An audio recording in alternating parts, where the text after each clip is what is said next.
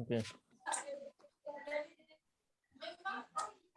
Baiklah, Assalamualaikum warahmatullahi wabarakatuh. Perkenalkan, kami dari kelompok 7. Di sini kami akan mempresentasikan hasil tugas translate kami dan juga resume dari tugas yang diberikan oleh Pak Nawaz Arif. Nah, di sini saya perkenalkan terlebih dahulu. Yang pertama, ada rekan saya, Aprilia Clara Julistian. Kemudian ada Mary Anjasari, ada saya sendiri, Muhammad Baharun. Kemudian ada Tara Rizkianti, dan kemudian ada Tri Reski. Nah, jadi di sini untuk penjelasan pertama itu akan dijelaskan per poin-poin ya. Nah, untuk poin yang pertama itu ada kami mentranslate bab 9.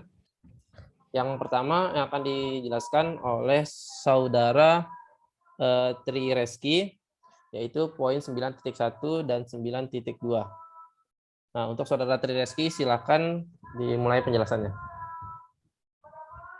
Baik, langsung saja untuk yang pertama, 9.1 dari CSP ke SQL. Pada titik ini, kita perlu menulis beberapa kode untuk mentransform file CPS pengurun tinggi ke dalam format yang dapat dimasukkan ke dalam PostGIS.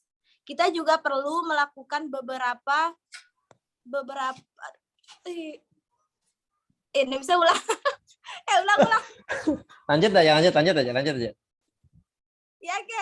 Aku ulang anunya ya, ulang lanjut aja anunya materinya. Ya, lanjut aja. Itu. Tunggu dulu, kena kelihatan anunya materinya? Udah. Bentar. Materinya? Oh, sudah. Ulang. Yang pertama. Ya. Bisa lihat. 9.1. Baik, langsung saja yang pertama 9.1 dari CSP ke SQL. Pada titik ini, kita perlu menulis beberapa kode untuk mentransform file CSP perguruan tinggi ke dalam format yang dapat dimasukkan ke dalam PostGIS. Kita juga perlu melakukan beberapa geocoding untuk mendapatkan titik lintang atau bujur yang sangat dibutuhkan untuk melakukan ini. Menggunakan bahasa pemrograman yaitu Groovy, di mana bahasa ini menawarkan kekuatan Ruby yang ringkas tetapi berjalan di mesin virtual Java, sehingga memungkinkan kita untuk memanfaatkan dan mengkonsisten Java yang kaya dari perpustakaan sumber terbuka dan utilitas. Teks. Adapun cara pengubah data. Yang pertama, kita perlu mengubah file CSP kita menjadi SQL bagian 5.7 yang menjelaskan tentang mengimport data, sedangkan di halaman 121 yang menjelaskan bagaimana SHP2 PSQL mengubah save file menjadi file teks yang diisi dengan pernyataan SQL insert yang valid. Lanjut.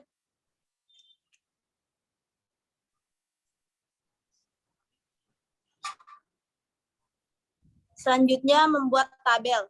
Membuat tabel dengan SQL, yaitu untuk yang pertama bisa kalian lihat kodingannya di sini. Lanjut membuat file bernama collect SQL dan menghapus jika sudah ada. Berikutnya untuk menyimpan seluruh string untuk membuat tabel kuliah di variabel dan lain-lain, kutipan rangkap 3 Groovy memungkinkan untuk menetapkan apapun di dalamnya tanpa khawatir tentang baris baru atau keluar dari kutipan internal. Untuk akhirnya, tambahkan variabel ke file output dan akhirnya transaksi. Lanjut. Selanjutnya, memasukkan catatan. Untuk mengatasi agar nilai baris tersebut dikonversi ke SQL insert pernyataan, ironisnya keduanya adalah string yang dibatasi koma, tetapi masing-masing hanya cukup berbeda untuk membutuhkan sedikit pemijatan sebelum kita menulis kode. Mari kita kumpulkan data sampel yang lebih kecil. Salinan 6 baris yang pertama dari HD 2007 CSP menjadi file bernama sample.csp.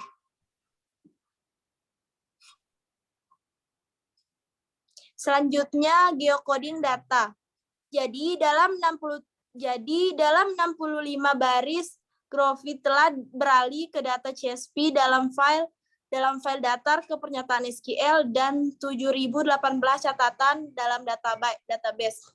Masalah dengan catatan ini adalah bahwa mereka hampir spesial. Mari kita memprogramkan get kode alamat ini untuk mendapatkan titik kelintang dan bujurnya. Sebenarnya kita bisa dapatkan peta.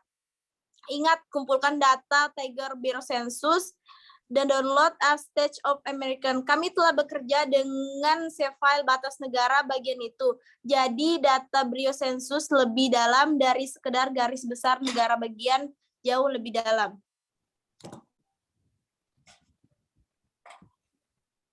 Meskipun bekerja dengan situs web secara interaktif itu menyenangkan, itu akan menjadi lebih sedikit menyenangkan mengetik di 7.019 alamat dengan tangan. Untungnya, Geocoder AS menawarkan web layanan serta situs web.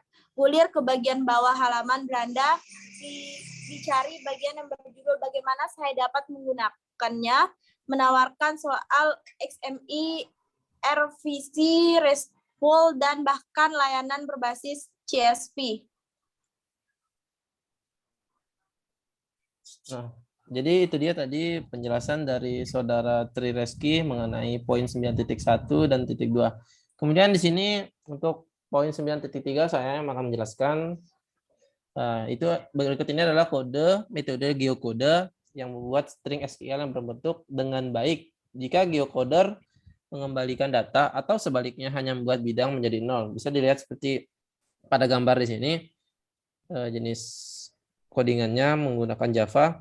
Nah, untuk menjalankan kode etik PSQL progress di G4WD-F-college.sql ini untuk memasukkan data Anda butuh kurang dari 200 baris Groovy untuk pergi dari data mentah dan enchase ke database PostGIS yang terisi penuh. Diadakan menjadi kurang dari 150 baris jika semua komentar, print ln, dan file hasil. Kemudian ada poin 9.4 yaitu tentang menyiapkan layanan OGC. Nah, di sini untuk memasukkan data ke dalam PostGIS adalah bagian yang tersulit. Setelah kita memiliki GeoServer terinstall dan konfigurasi, untuk menambahkan satu feature type lagi sangatlah mudah. Caranya diklik saja config, kemudian data, kemudian feature type buat kotak pembatas dan klik kirim. Terapkan dan simpan pengaturan server di sudut kiri atas. Terakhir, kunjungi website 13 untuk melihat titik-titik ajaib muncul. Nah, kemudian meskipun menyiapkan data mentah itu mudah, menatanya biasanya akan memakan waktu yang lama. Misalnya, contoh terakhir menggunakan lapisan negara bagian AS, lapisan kolase kami yang baru dibuat, dan sejumlah lapisan dari Departemen Transportasi Colorado, Jalan Raya, Kota, dan Danau. Masing-masing perlu ditata sedemikian rupa sehingga menyatu dengan lapisan peta lainnya. Kemudian ini ada beberapa gambar untuk membuat fitur type college di GeoServer. Bisa dilihat seperti pada gambar. Nah, ini adalah gaya SLD yang elegan untuk Amerika Serikat. Jadi dengan menerapkan SLD ini, lapisan US di PostGIS menghasilkan peta yang tampak bagus di Map Builder. Kemudian ada poin 9.5 yang akan dijelaskan oleh Saudari Mary Anjasari.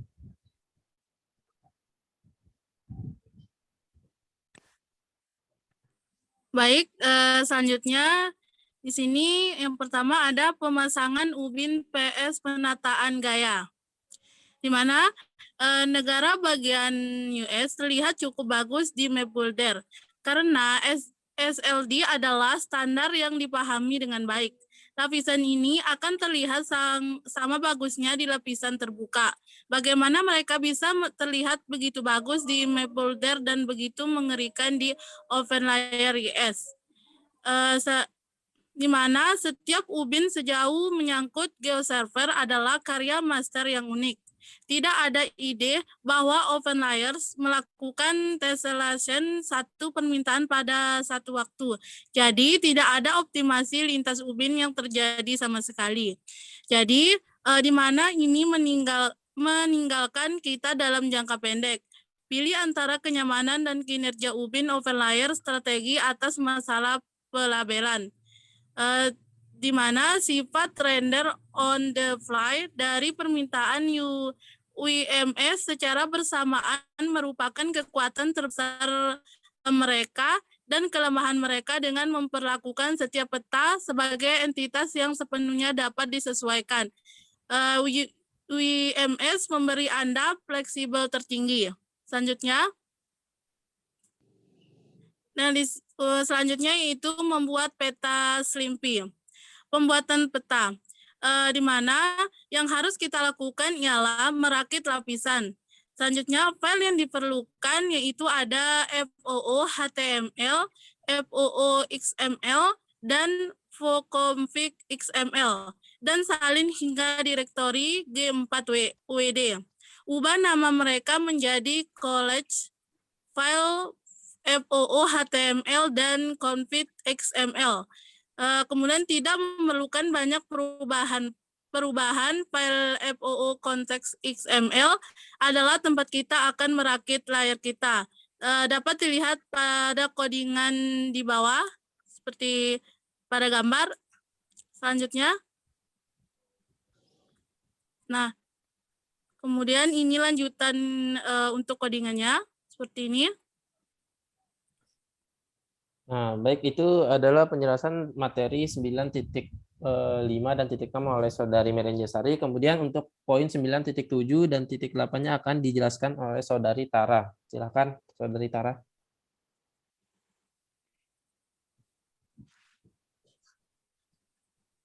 Baik, 9.7 di luar web pemirsa 3D. Ada beberapa pemirsa 3D yang memungkinkan kita melihat dunia dalam untuk aslinya. Saya menyebut pemirsa ini sebagai pemetaan masa depan. Saya merasakan bahwa mereka benar-benar mewakili masa depan pemrograman komputer secara umum. Aplikasi Hibert bukan terbatas pada browser. Mereka adalah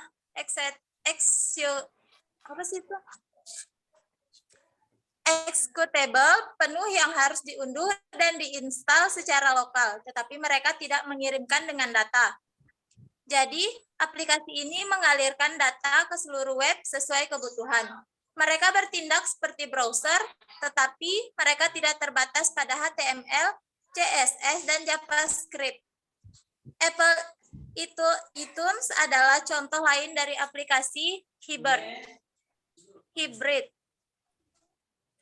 Ini adalah gambar peta yang sudah jadi open layers-nya. Selanjutnya 9.8, kesimpulan, tidak seperti hobi mahal seperti golf atau terbang, pemetaan adalah sesuatu yang dapat Anda lakukan dengan murah hanya dengan data dan aplikasi sumber terbuka dan gratis. Tentu saja hasilnya tidak terlihat murahan. Apa yang dulunya merupakan domain dari beberapa spesialis sekarang harus menjadi tempat umum. Data alamat yang muncul berulang-ulang di setiap bisnis seharusnya tidak lagi terlihat seperti string dan angka sederhana. Sekarang harus terlihat seperti titik, garis, dan poligon yang menunggu untuk dipetakan. Di mana kita akan melihat lebih banyak dan lebih banyak data spasial. Basis data dan layanan web memiliki arti baru sekarang setelah Anda mengetahui kemampuan mereka sebenarnya. Nah, baiklah. Jadi sekian presentasi dari kelompok 7 mengenai